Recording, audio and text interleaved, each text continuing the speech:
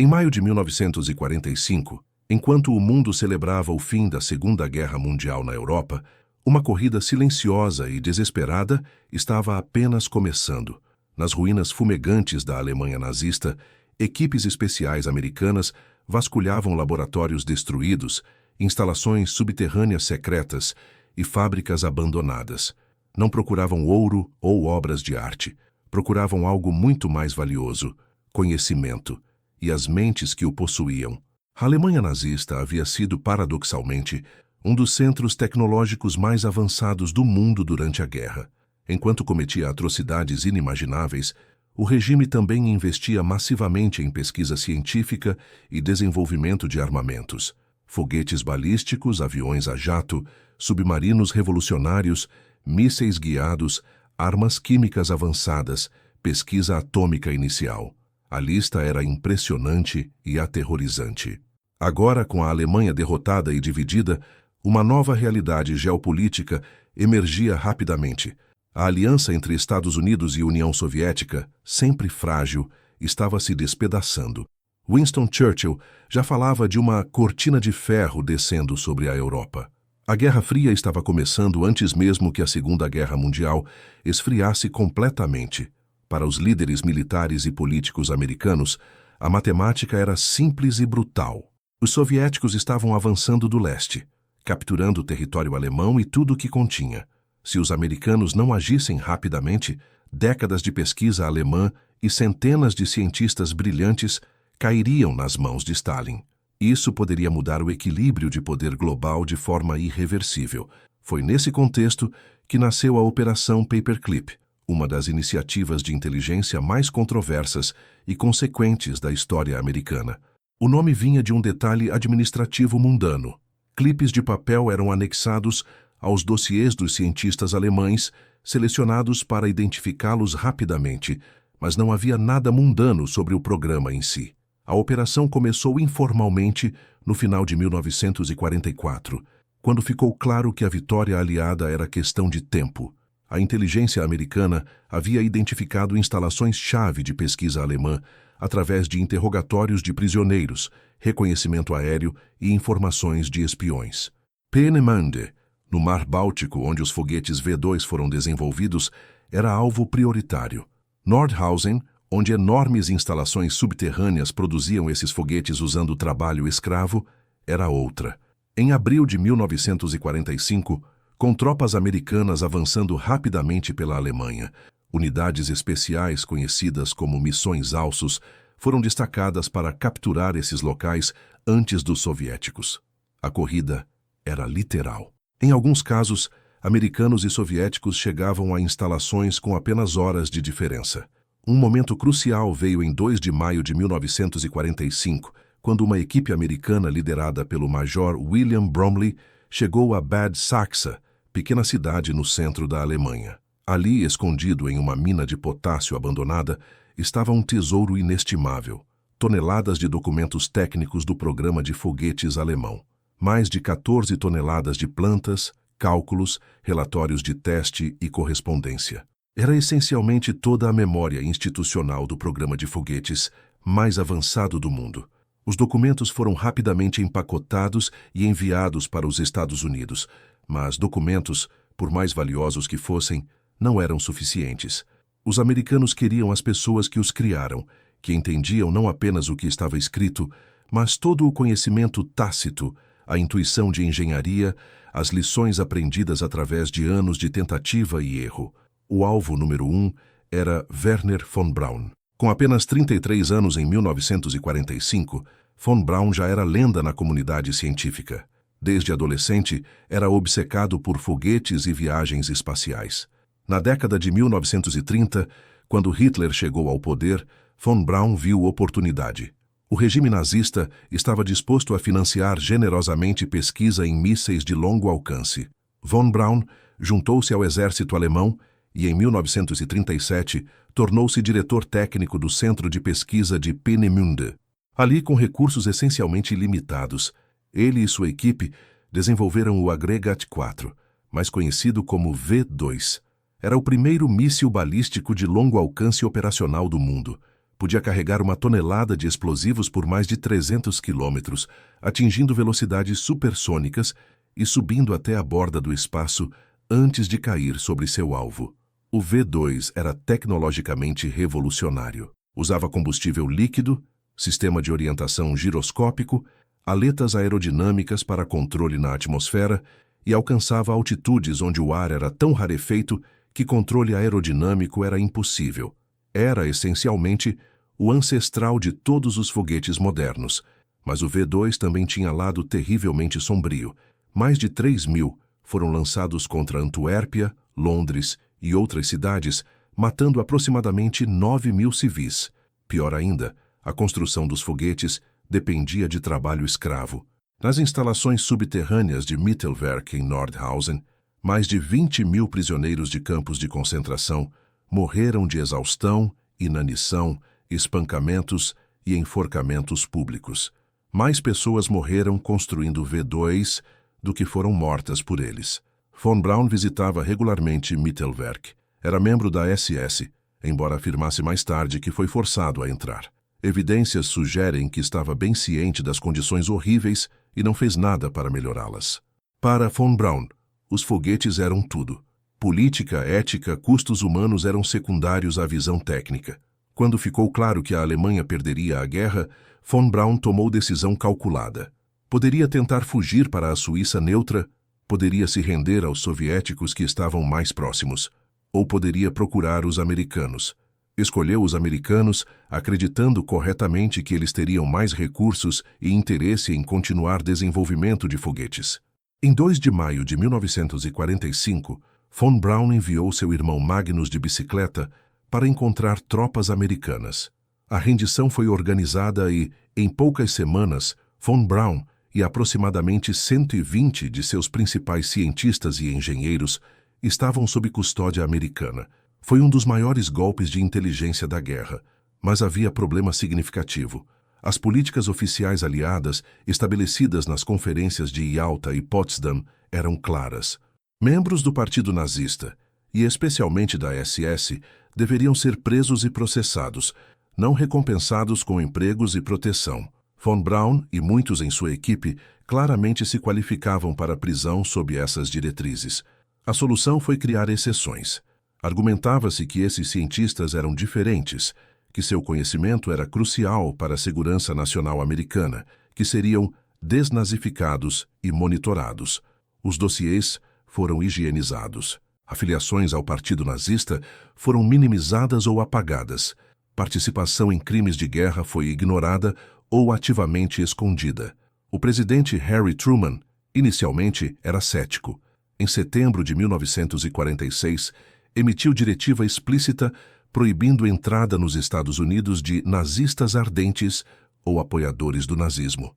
Mas a diretiva tinha brechas, e os militares americanos exploraram-nas agressivamente. Cientistas eram classificados como especialistas essenciais para a segurança nacional, permitindo contornar restrições. Von Braun e sua equipe foram inicialmente levados para Fort Bliss, no Texas, próximo ao campo de provas de White Sands, no Novo México. Ali começaram um trabalho imediato reconstruindo foguetes V-2, usando peças capturadas na Alemanha. Os americanos tinham levado aproximadamente 100 V-2s completos ou parciais, junto com documentação completa. Entre 1946 e 1952, mais de 60 foguetes V-2 foram lançados em White Sands. Alguns foram experimentos científicos puros, carregando instrumentos para a alta atmosfera. Outros eram testes militares, explorando como os foguetes poderiam ser modificados, melhorados, armados com diferentes ogivas. Mas Von Braun era apenas a ponta do iceberg. A Operação Paperclip eventualmente trouxe mais de 1.600 cientistas, engenheiros e técnicos alemães para os Estados Unidos entre 1945 e 1959. Eles trabalharam em dezenas de instalações através do país, contribuindo para praticamente todo aspecto da ciência e tecnologia militar americana. Havia especialistas em aerodinâmica que ajudaram a projetar aviões a jato americanos. A Alemanha havia liderado o mundo em aviação a jato, com o Messerschmitt Me 262, entrando em serviço em 1944. Engenheiros que trabalharam no Me-262 e outros projetos alemães avançados trouxeram conhecimento crucial que acelerou programas de jatos americanos em anos. Havia especialistas em medicina aeroespacial que conduziram pesquisas sobre efeitos de alta altitude, aceleração extrema e outras condições que pilotos enfrentariam. Alguns desses médicos haviam conduzido experimentos horríveis em prisioneiros de campos de concentração. O caso mais notório era Hubertus Strughold, chamado de pai da medicina espacial americana, que estava ligado a experimentos desumanos, embora a extensão de seu envolvimento pessoal seja debatida. Havia especialistas em armas químicas. A Alemanha havia desenvolvido agentes nervosos como sarin e tabum, substâncias de toxicidade aterrorizante que nunca foram usadas em combate, mas representavam um avanço significativo em guerra química. Cientistas que trabalharam nesses programas foram trazidos para ajudar os americanos a entender e desenvolver defesas contra essas armas. Havia especialistas em propulsão de submarinos, em mísseis guiados, em sensores infravermelhos, em tecnologia de radar. Em praticamente toda a área onde a Alemanha havia estado na vanguarda tecnológica, especialistas foram identificados e recrutados. A União Soviética, é claro, estava conduzindo operação paralela. Eles capturaram instalações na parte oriental da Alemanha, incluindo partes significativas de Peenemünde e toda a fábrica de Mittelwerk. Levaram equipamento, documentação e também cientistas, embora geralmente de forma menos voluntária que os americanos. Os soviéticos capturaram cerca de 2.000 especialistas alemães em foguetes e tecnologia relacionada.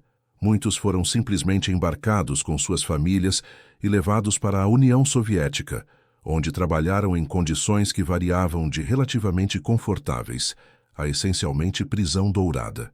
O principal cientista de foguetes soviético era Sergei Korolev, que havia sobrevivido aos expurgos de Stalin e agora liderava programa de mísseis soviético. Korolev usou alemães capturados extensivamente nos anos iniciais, mas sempre como assistentes subordinados, nunca em posições de liderança real. Diferentemente dos americanos, os soviéticos não confiavam nos alemães e mantinham-nos sob vigilância constante. Essa diferença de abordagem teria consequências profundas. Nos Estados Unidos, von Braun e outros cientistas alemães eventualmente assumiram posições de imensa autoridade e visibilidade. Von Braun tornaria-se face pública do programa espacial americano, aparecendo em televisão, escrevendo artigos populares, consultando para Walt Disney. Nos Estados Unidos, a Operação Paperclip permaneceu relativamente secreta por anos. O público sabia que cientistas alemães estavam trabalhando no programa de foguetes, mas a extensão completa da operação, os históricos nazistas de muitos participantes e como políticas de imigração foram contornadas, permaneceram classificados. Em 1947, a Força Aérea dos Estados Unidos tornou-se ramo militar independente e começou desenvolvendo seus próprios programas de mísseis. Von Braun e a equipe do Exército trabalhavam em foguetes de médio alcance, enquanto a Força Aérea focava em mísseis balísticos intercontinentais, que poderiam carregar ogivas nucleares por milhares de quilômetros. A primeira bomba atômica soviética foi testada em 1949, anos antes do que a maioria dos especialistas americanos havia previsto. O choque acelerou dramaticamente todos os programas de armamento americanos. A necessidade de sistemas de entrega para armas nucleares tornou-se urgência nacional máxima. Foguetes, que haviam sido projeto interessante, mas não urgente, subitamente tornaram-se críticos. Em 1950, von Braun e sua equipe foram transferidos para Arsenal Redstone, em Huntsville, Alabama. Ali, desenvolveram família de mísseis, incluindo Redstone, Júpiter e, eventualmente, Saturn. Huntsville transformou-se de cidade sonolenta do sul em centro de tecnologia de foguetes, com milhares de engenheiros e técnicos trabalhando em programas classificados. A vida dos cientistas alemães na América era estranha mistura de privilégio e isolamento. Eram bem pagos segundo padrões da época e recebiam recursos excelentes para a pesquisa, mas também estavam sob vigilância constante nos primeiros anos, seus movimentos monitorados, suas comunicações lidas. Não podiam viajar livremente e tinham que reportar regularmente às autoridades. Gradualmente, essas restrições relaxaram. Processos de naturalização foram facilitados. Em 1955, von Braun e muitos outros tornaram-se cidadãos americanos. Famílias foram reunidas, crianças nasceram. Os alemães estabeleceram comunidades fechadas, mantendo língua e cultura alemãs, enquanto gradualmente se americanizavam. Nem tudo era tranquilo. Havia ressentimento entre engenheiros americanos que viram alemães receber crédito por avanços e assumir posições de autoridade. Havia desconforto moral entre alguns que conheciam os históricos nazistas. Mas a Guerra Fria tornava tais preocupações secundárias, a necessidade de vencer soviéticos tecnologicamente. Em 1957, o mundo mudou. Em 4 de outubro, a União Soviética lançou Sputnik, o primeiro satélite artificial da Terra.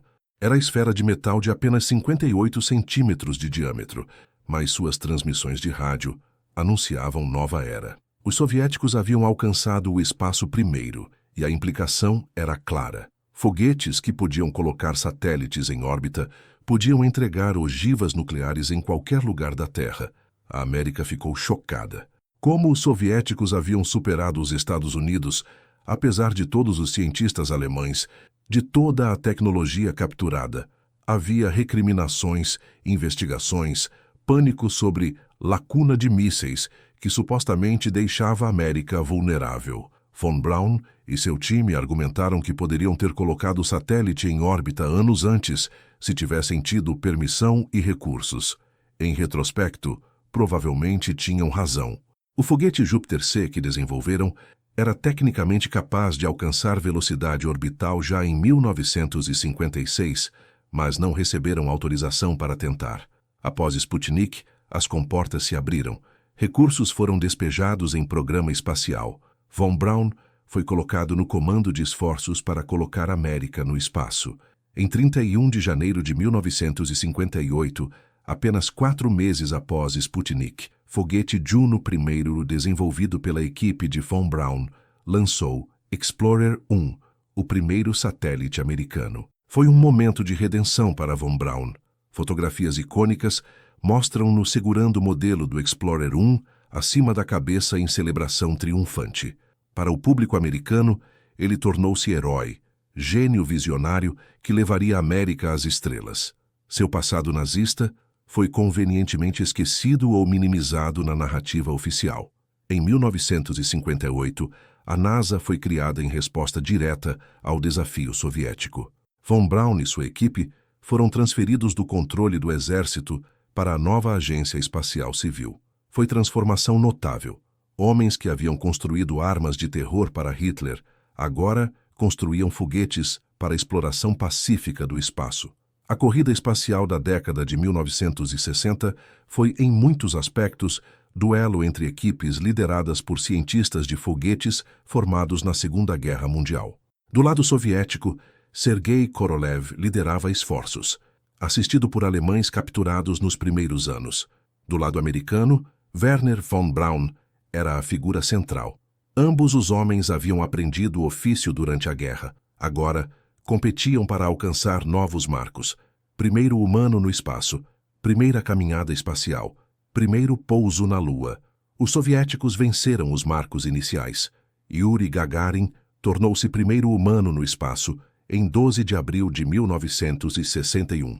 Foi outra humilhação para os Estados Unidos. O presidente John F. Kennedy respondeu com um compromisso audacioso. A América pousaria homem na Lua antes do fim da década. Von Braun foi encarregado de tornar isso realidade. Sua equipe projetou e construiu o Saturn V, o foguete mais poderoso já voado. Com 111 metros de altura e produzindo mais de 34 milhões de newtons de empuxo, o Saturn V era maravilha da engenharia. Era também culminação direta de trabalho que começou com o V2 em Peenemünde, 2 décadas antes. A linhagem técnica era clara. O V2 usava oxigênio líquido e etanol como propelentes, motor de combustão com injetor específico, sistema de orientação giroscópico. O Saturn V usava tecnologias mais avançadas, mas conceitos fundamentais eram os mesmos.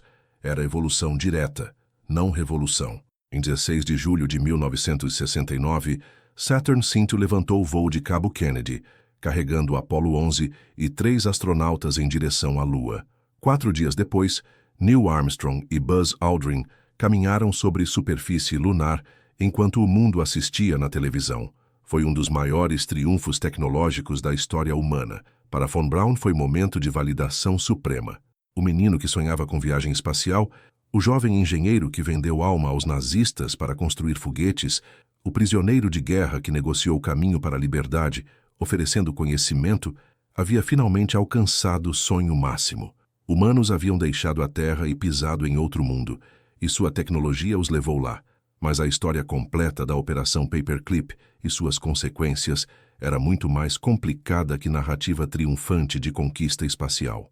À medida que documentos foram desclassificados nas décadas seguintes, imagem mais sombria emergiu. Ficou claro que muitos cientistas trazidos sob Paperclip tinham envolvimento profundo com atrocidades nazistas.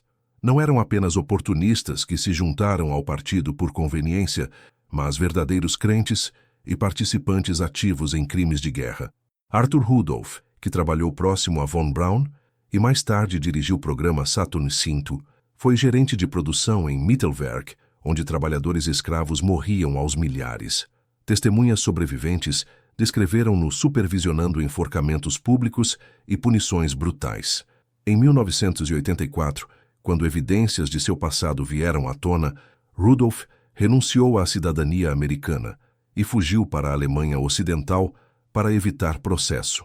Hubertus Strughold, mencionado anteriormente, foi honrado com prêmios e teve laboratório da NASA nomeado em sua homenagem, mas evidências o ligavam a experimentos médicos em prisioneiros de Dachau, incluindo testes de altitude em câmaras de baixa pressão, onde sujeitos sofriam agonias indescritíveis antes de morrer.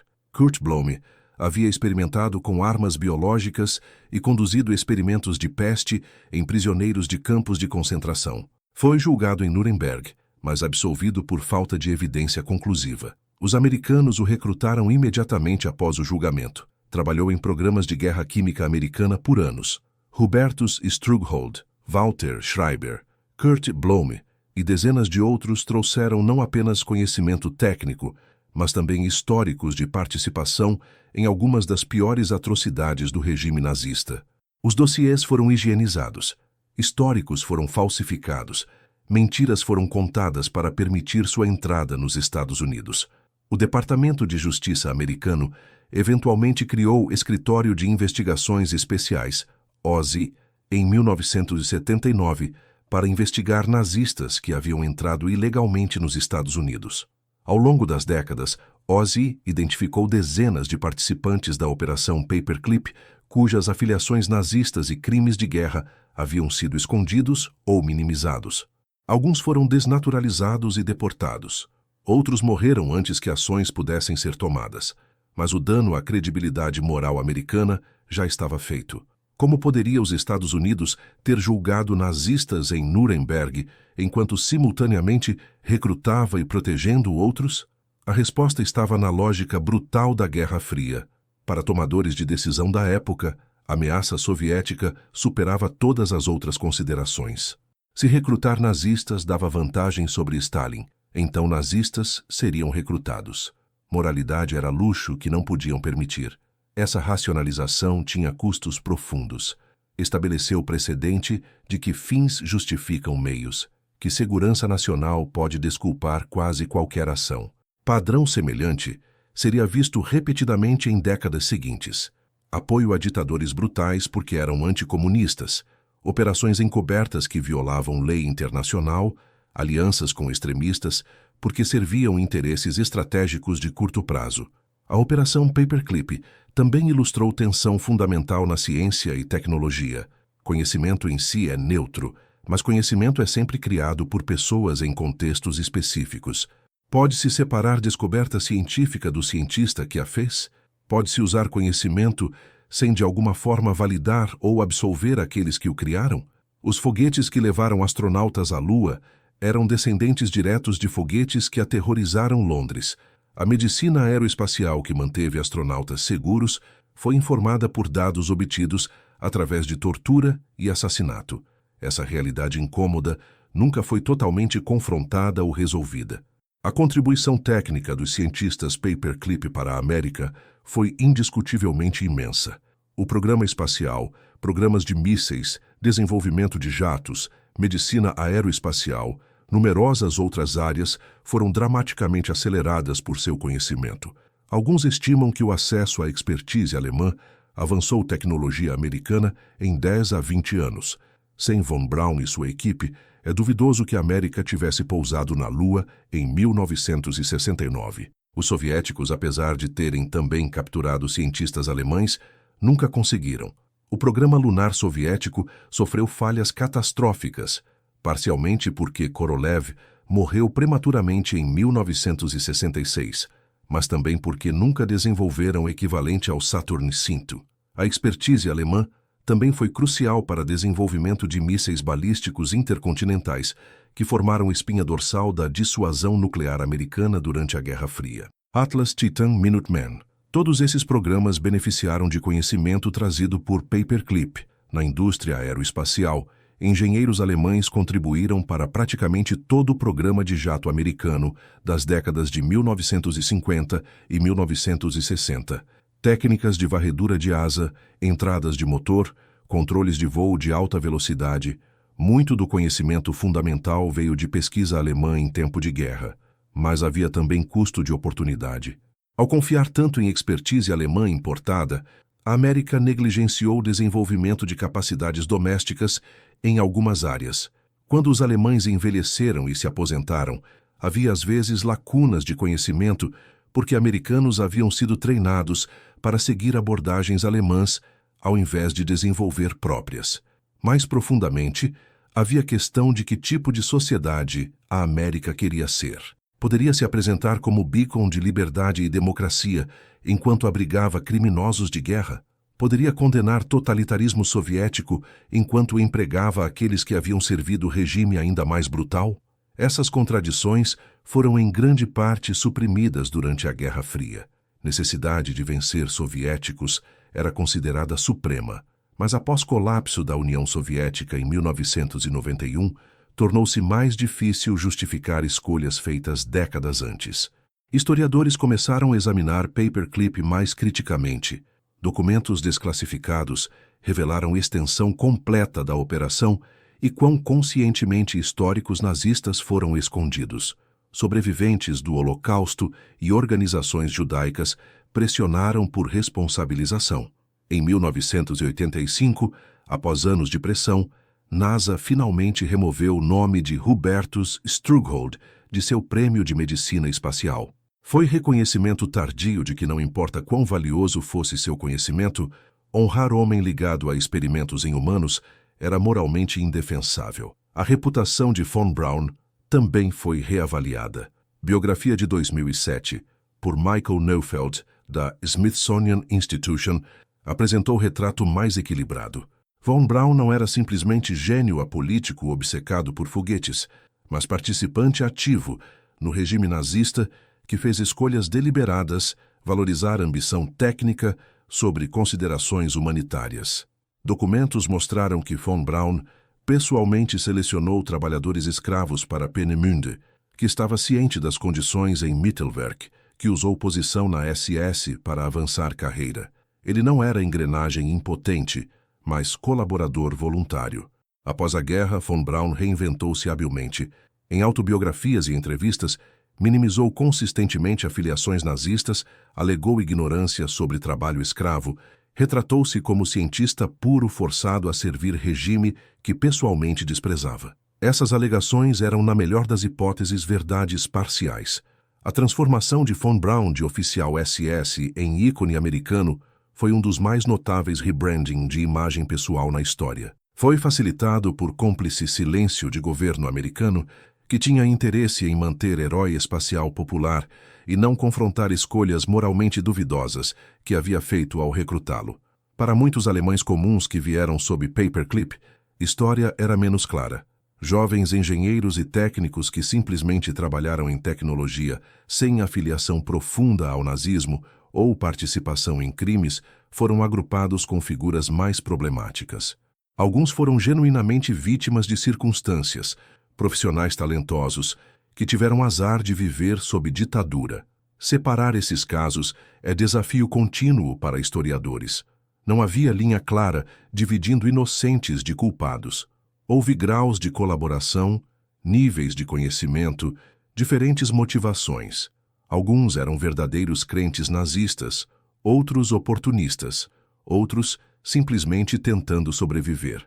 O que é inegável é que a Operação Paperclip representou barganha faustiana. A América ganhou vantagem tecnológica significativa, mas comprometeu princípios morais. Enviou mensagem de que justiça era negociável, que crimes podiam ser perdoados se perpetrador fosse suficientemente útil. Esse precedente teria ecos por décadas. Durante a Guerra Fria, a América fez acordos similares repetidamente, recrutando agentes de inteligência com passados problemáticos, apoiando regimes autoritários, fazendo vista grossa para violações de direitos humanos por aliados. A lógica era sempre a mesma. Ameaça existencial justifica meios extraordinários. Após ataques de 11 de setembro, alguns dos mesmos argumentos ressurgiram em debates sobre tortura e vigilância. Novamente, segurança nacional foi invocada para justificar ações que violavam normas legais e morais. A sombra de Paperclip era longa. Para cientistas hoje, Operação Paperclip serve como estudo de caso em ética profissional. Que responsabilidade cientistas têm pelos usos de seu trabalho? Até que ponto pode alegar apenas estar fazendo ciência enquanto servindo regime imoral? Quando recusar-se a participar, torna-se imperativo moral. Essas questões não têm respostas fáceis. Cientistas em regimes autoritários enfrentam escolhas impossíveis: participar e ser cúmplice, ou recusar e arriscar punição severa para si e famílias. Julgar essas escolhas de distância segura décadas depois é simples. Fazê-las em tempo real é infinitamente mais difícil. Mas a Operação Paperclip também mostra que algumas escolhas são indefensáveis. Médicos que conduziram experimentos letais em prisioneiros não estavam fazendo escolha difícil entre ciência e moralidade. Estavam cometendo assassinato. Engenheiros que trabalharam trabalhadores escravos até a morte para cumprir cotas de produção não eram vítimas de circunstâncias. Eram perpetradores. E governo americano que conscientemente recrutou essas pessoas falsificou registros para permitir entrada e depois as protegeu de justiça, também fez escolha moral clara. Escolheu vantagem estratégica sobre princípios. Essa escolha pode ter sido compreensível no contexto da Guerra Fria, mas não era justificável. O legado da Operação Paperclip permanece profundamente ambivalente.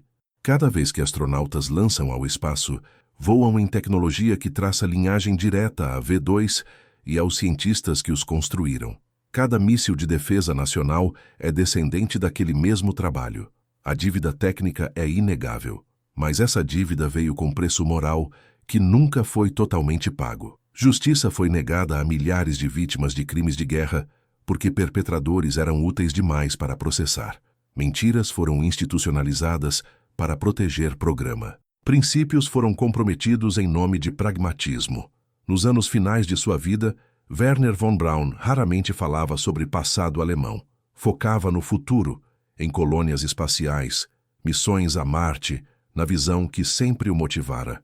Morreu em 1977, aos 65 anos, celebrado como pioneiro espacial, suas realizações ofuscando seus crimes. Mas para sobreviventes de Mittelwerk e suas famílias, para aqueles que perderam entes queridos sob destroços de foguetes V2, a história era diferente. Para eles, von Braun nunca foi herói. Foi homem que construiu carreira sobre corpos de vítimas e nunca realmente prestou contas. A Operação Paperclip oficialmente terminou em 1959, mas seus efeitos continuaram reverberando. Os cientistas alemães que vieram nos anos 1940 treinaram geração de engenheiros americanos, que por sua vez treinaram outra geração. O DNA técnico alemão está incorporado em programa espacial americano até hoje. Documentos sobre Paperclip continuam sendo desclassificados. Tão recentemente quanto 2014, Arquivos revelaram novos detalhes sobre cientistas específicos e extensão de seus passados nazistas.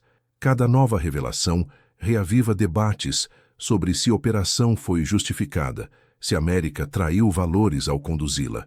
Para alguns, resposta é simples. Vencemos Guerra Fria, alcançamos a Lua, estabelecemos superioridade tecnológica duradoura. Fins justificaram meios.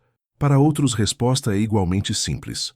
Comprometemos integridade moral, abrigamos criminosos de guerra, estabelecemos precedente perigoso de que justiça é negociável.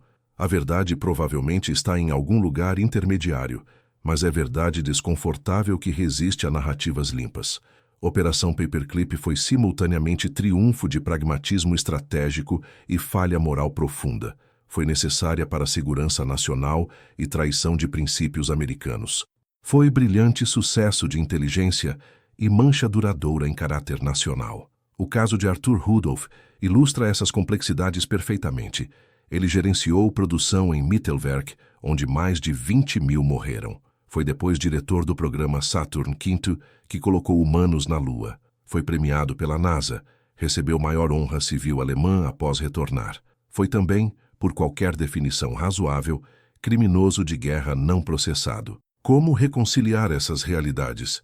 Como honrar conquista técnica enquanto reconhece fundação moral podre? Como celebrar chegada à Lua enquanto lembra trabalhadores escravos que morreram construindo foguetes predecessores? Essas questões não têm respostas satisfatórias. Talvez não devam ter. Talvez desconforto seja apropriado, lembrança necessária de que história é complicada, que heróis têm falhas, que conquistas têm custos que não devemos esquecer.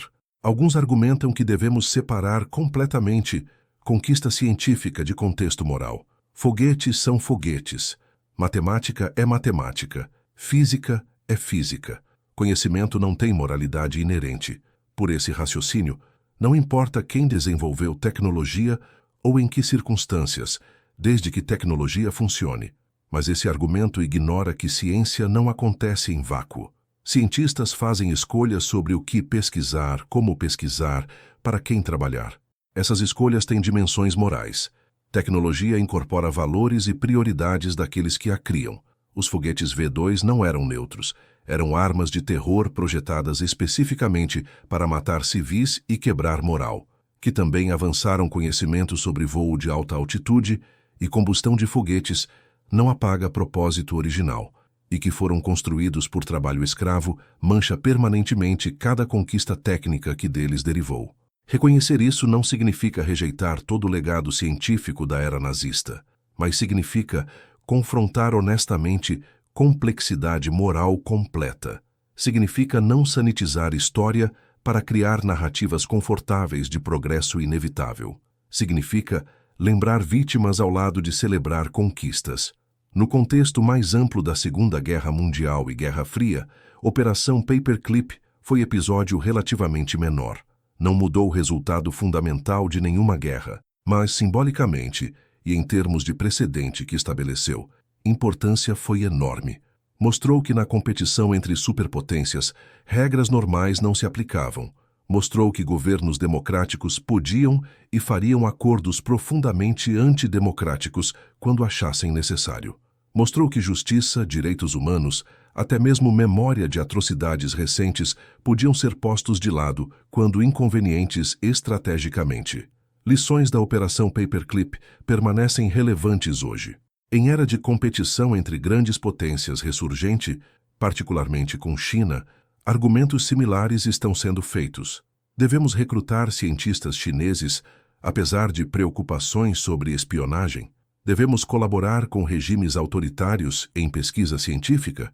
Onde traçar linha entre cooperação benéfica e compromisso perigoso? Não há respostas fáceis. Mas a história da Operação Paperclip sugere que devemos ser profundamente cautelosos sobre argumentos que priorizam vantagem estratégica de curto prazo sobre princípios fundamentais. O que parece necessário no momento, muitas vezes revela-se profundamente problemático em retrospectiva. A tecnologia desenvolvida sob a Operação Paperclip eventualmente difundiu-se globalmente. Foguetes baseados em designs alemães foram adotados por dezenas de nações. Conhecimento sobre propulsão de jatos, medicina aeroespacial. Outras áreas espalhou-se através de publicações científicas e colaboração internacional. Ironicamente, União Soviética e Estados Unidos, tendo competido ferozmente para capturar conhecimento alemão, eventualmente colaboraram no espaço. A missão Apollo-Soyuz de 1975 viu espaçonaves americanas e soviéticas acoplarem em órbita, símbolo de detente.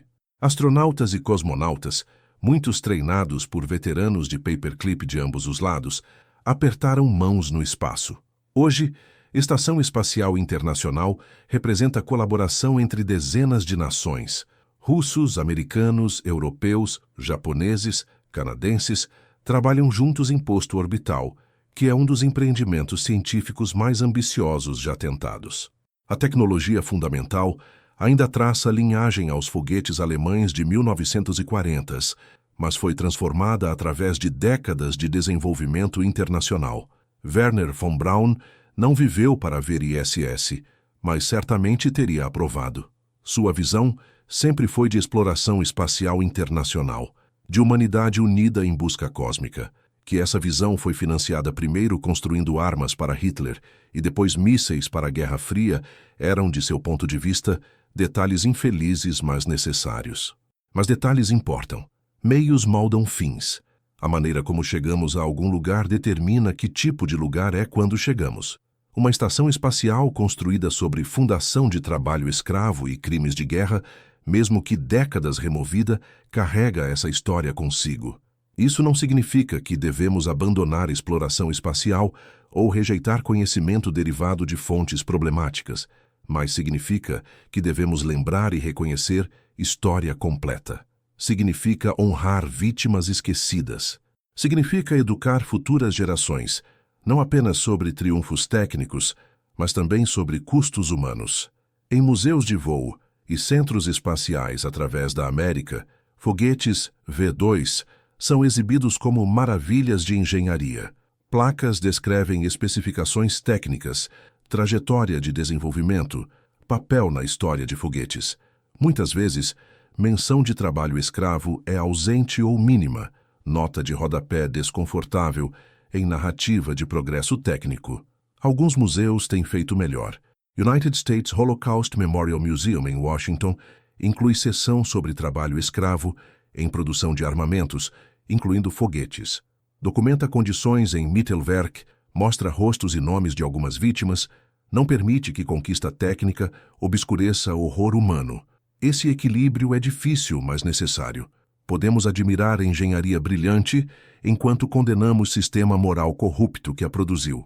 Podemos celebrar conquistas espaciais enquanto lembramos aqueles que sofreram no caminho. Podemos aprender com o passado sem glorificá-lo ou sanitizá-lo. A Operação Paperclip nos confronta com verdade desconfortável. História não é história de moralidade simples, onde bem sempre triunfa. É história de escolhas difíceis, consequências não intencionais, compromissos morais que ressoam através de décadas. É história de ambiguidade irredutível que resiste a julgamentos fáceis. Os cientistas alemães que vieram para a América sob Paperclip eram nem puros vilões nem heróis inocentes.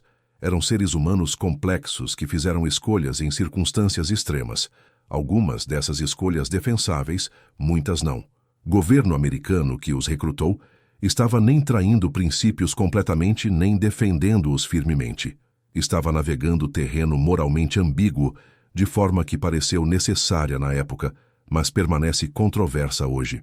E nós, olhando para trás de distância de 8 décadas, podemos julgar, mas devemos também reconhecer que enfrentamos escolhas similares hoje, sobre colaboração científica com regimes autoritários, sobre recrutamento de expertise de fontes problemáticas, sobre quanto comprometemos valores em busca de vantagens estratégicas. A história da Operação Paperclip não fornece respostas claras para essas questões, mas fornece cautionary tale, sobre custos de pragmatismo não temperado por princípio, sobre perigos de deixar fins justificarem qualquer meio, sobre como fácil é racionalizar compromissos morais em nome de necessidade nacional. No final, talvez lição mais importante seja simplesmente lembrar. Lembrar história completa, não versão sanitizada. Lembrar vítimas juntamente com conquistas. Lembrar que escolhas têm consequências que duram muito além do momento em que são feitas. Lembrar que, como alcançamos objetivos, importa tanto quanto se os alcançamos. Toda vez que foguete lança da Terra, carrega consigo história complexa que começa em laboratórios e campos de trabalho escravo da Alemanha nazista, passa por cálculos estratégicos da Guerra Fria e chega a presente, onde continuamos lutando com o mesmo equilíbrio entre ambição técnica e responsabilidade moral.